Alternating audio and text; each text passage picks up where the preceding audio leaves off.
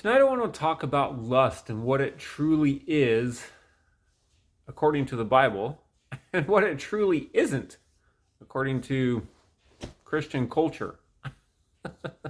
In Christian culture, lust is generally defined as sexual, sinful desire or actions. Now, that is a very shallow definition. That is a very incomplete definition of lust, and it's not even accurate. Now, lust can be expressed sexually, but lust itself is a very comprehensive term, as we're going to see from a few Bible verses, such as 1 John 2:16, which says, "Do not love the world or the things in the world, for all that is in the world, the lust of the flesh, the lust of the eyes, and the boastful pride of life, is not of the Father, but is of the world." Ephesians 4:22, which says, "In reference to your former manner of life, you lay aside the old self, which is being corrupted in accordance with the lusts of deceit." Comprehensive, not just sexuality. Okay? James 1:14, no one is to say, James 1:12 through 15, no one is to say when he is tempted by God, when he is being tempted, I am being tempted by God. For God cannot be tempted by evil, and he himself tempts no one. But each one is tempted when he is pulled away by his own lusts. And lust, once it has conceived, gives birth to sin, and sin produces death, right? Is that just sexual sin? No, it's comprehensive. And there's more. 2 Peter, First Peter, right? Brethren, I urge you as strangers and aliens to abstain from fleshly lusts, which wage war against the soul. Just sexuality? No. That's a very comprehensive term. Fleshly lusts wage war against your soul, not just sexual sin.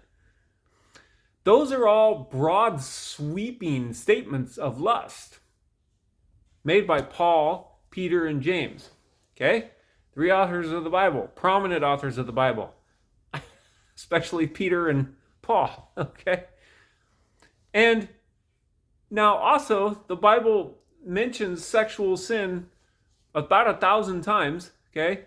But it clearly calls it sexual immorality, clearly. 1 Corinthians 6, in Thessalonians, it's all over the place, okay? But it's very clearly stated as sexual sin.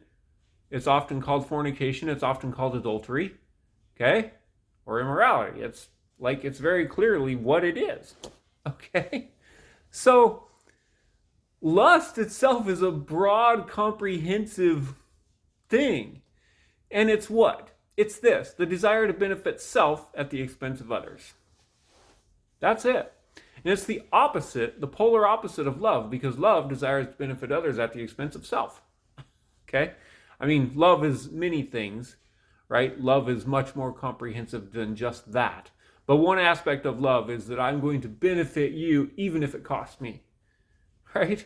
That's a very loving thing to do. So, lust is the opposite of that, which says, I'm going to use you to benefit me. Okay, now that can happen in about 1 trillion ways. Not 1 trillion, but I'm making a point. It can happen financially. Okay? If I see a bunch of people over there and I figure out a way to deceive them out of their money, casinos are the prime example, okay? Those who make money, bankers who make money off of exorbitant interest rates are another prime example. There's all kinds of examples, right? Slavery is another example, which has been going on since the world began. I'm going to use others to make myself rich. Anytime people use other people to make themselves rich, right? I'm not talking about, creating jobs and boosting the economy. I'm talking about something far beyond that. I'm talking about greed. Okay? They're very separate. Two very different things. But I'm making the point that lust can be expressed financially. Okay? Lust can be expressed emotionally. Say you're in a crowd of people. One of those people constantly puts down the person or the people around them to make themselves look better. Okay? They're using others to benefit themselves. That's emotional lust. Okay? manipulation and intimidation for the same reasons, to get what I want, is a lust of the flesh. And they're all very deceitful, like Paul said in Ephesians 4, because you think they're benefiting you, but it's really not. It's really hurting you. Okay? So, lust can be expressed, it can be expressed sexually when a person uses another person for sexual gratification without that person's agreement in the matter. Okay? That is certainly a lust of the flesh at that point. Okay? So lust can be expressed sexually, but it can also be expressed in all these other ways. Okay? Lust is basically saying, I'm going to use you to benefit me. That's what it is. Okay? Now, this is important. Why is this important? For a lot of reasons. Here's a biggie. I have known a lot of people, several, who have taken the route of abstaining from sexuality because they think it's a sin, right? Or abstaining from marriage because they think it's more holy to do so, right?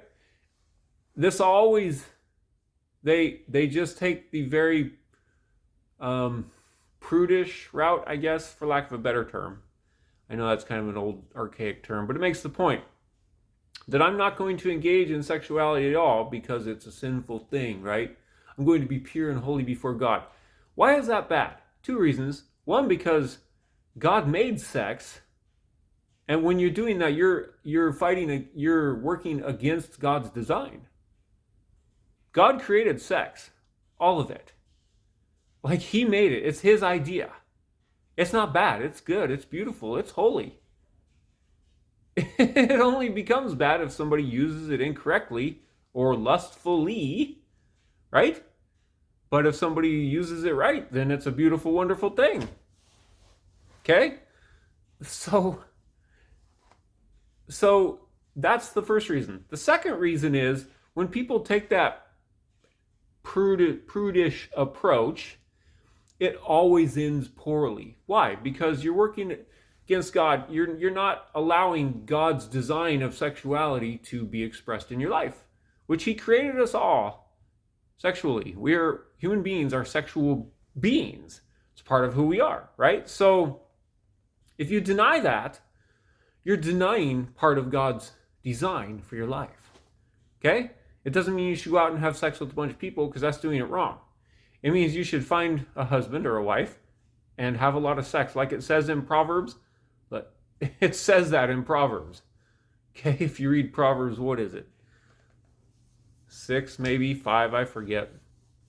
Maybe 7. He's talking about this very issue. He's talking about sexual immorality and saying, let you be satisfied with the wife of your youth. Let her breasts satisfy you at all times. Okay? Sorry to be graphic, but that's what the Bible says.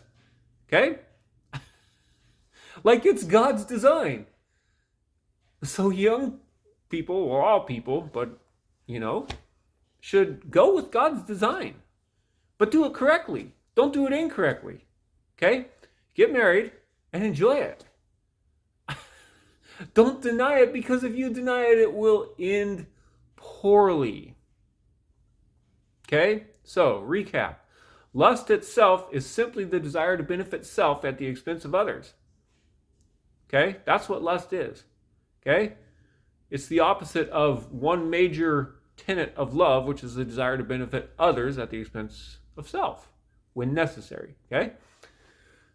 And lust can be expressed in many areas of life, not just sexually. Okay? So, we have to get this straight in our minds so that we don't, because if you get off just a little bit, it can take you down the wrong path. Thank you and have a nice day.